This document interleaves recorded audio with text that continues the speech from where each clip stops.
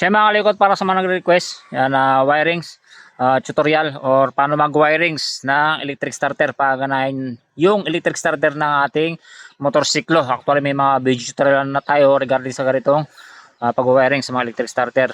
Pero sakto, meron tayong binubuo rito ng motor. Yan, yung wina-wiring as. So pabigyan natin yung mga request, okay?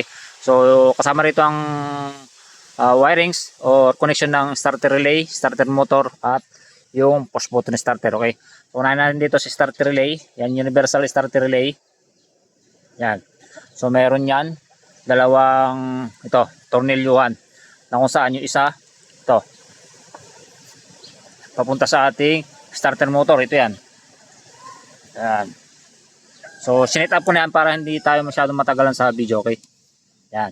Then ito, yung isang tornilyuhan na to, direct sa positive natin battery. Yan. Direct sa positive ng ating battery. Okay? Then sa starter motor natin, nakalikot. So kailangan natin maglagay ng battery ground dyan or wire dito. Yan. Minsan kasi kapag walang wire dyan, mahirap panda rin. Okay? So lagay tayo ng wire dyan. Direct natin sa negative ng ating battery. Direct sa negative ng battery. So wag kayong gagamit na manipis na wire. Dapat makapal. Okay? So wala akong available na ibang wire, kundi yan, stranded, pang bahay, yung solid wire. So yan ang ginamit ko. Yan. So yan, dagdag tayo ng ground wire dyan, okay? Sa mismong starter motor. Okay? So yun.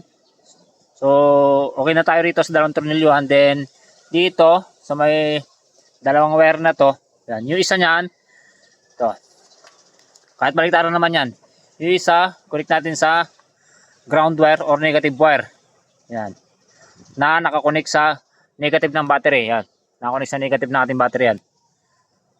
Yan. So iba, yung normal setup talaga nito, stock setup na talaga nitong mga starter relay. So sa neutral to. So dahil nga yan, pambundok at saka DIY lang. So, yan, direct natin sa negative wire. So ang stock kasi, tulad ng sabi ko sa neutral wire, so hindi siya mag-start kapag naka-engage yung cambio. Okay? Ito kahit naka-engage yung cambio, dahil nga dinirect natin sa negative wire, yan, kahit nakakambyo, so gagana yung electric starter, okay? Then ulit ko lang ito, yung isang wire niyan sa ground wire or negative wire, okay? Then ito, yung isang wire naman nito, yan. So papunta sa ating push button starter. Yan. So dalawang wire yan, ito yan. Yan. So isa, ito nga yung papunta sa ating starter relay. Itong isa sa may accessories wire. Yan, ito yung susian. Accessories wire, ito yung positive wire o positive line na galing ng positive natin battery. Okay, at the same time dumaan sa nakakonect din sa regulator rectifier.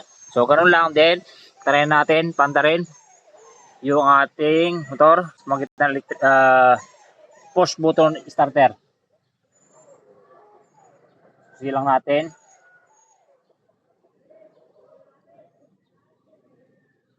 Try natin.